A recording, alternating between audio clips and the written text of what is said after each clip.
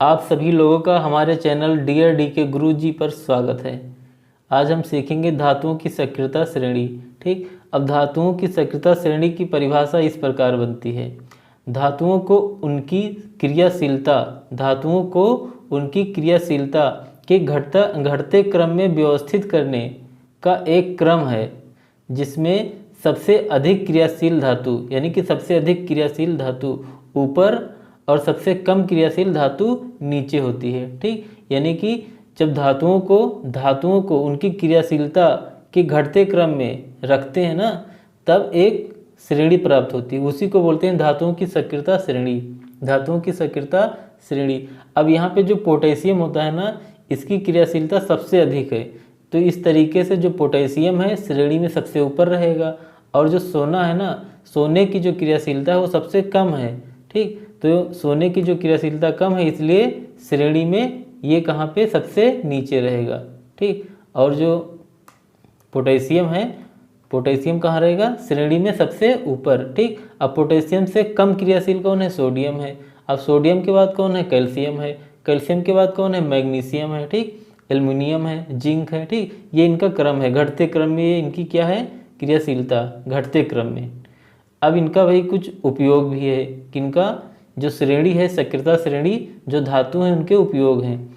तो नंबर 1 ये है, ये धातुओं की रासायनिक अपक्रियाशीलता का आकलन करने में मदद करता है। ठीक, नंबर 2, ये धातुओं को उनके ऑक्साइड, ठीक, ये धातुओं को उनके ऑक्साइड यानी कि जो ऑक्सीजन है, ऑक्सीजन से जो जुड़ा होता है धातु, तो उसे बोलते हैं धातु के ऑक्साइड। तो ऑक्साइड से अलग करने के लिए उपयुक्त विधियों का चयन करने में मदद करता है। कौन? सक्रियता श्रेणी।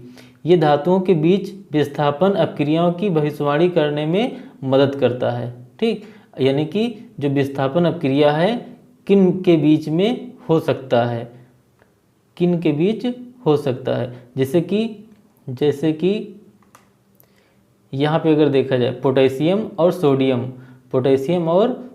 अब पोटेशियम जो है ये सबसे क्रियाशील है, यानी जो धातुएं हैं उसमें पोटेशियम सबसे अधिक क्रियाशील है।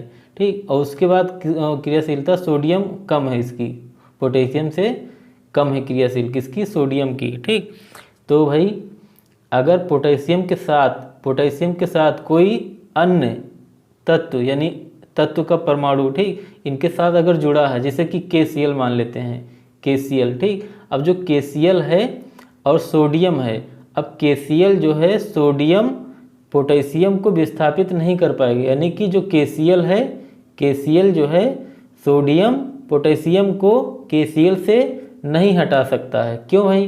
क्योंकि भाई जो पोटेशियम है ना, इसकी क्रियाशीलता सबसे अधिक है। ठीक, ये होता है विस्थापन अपक्रिया।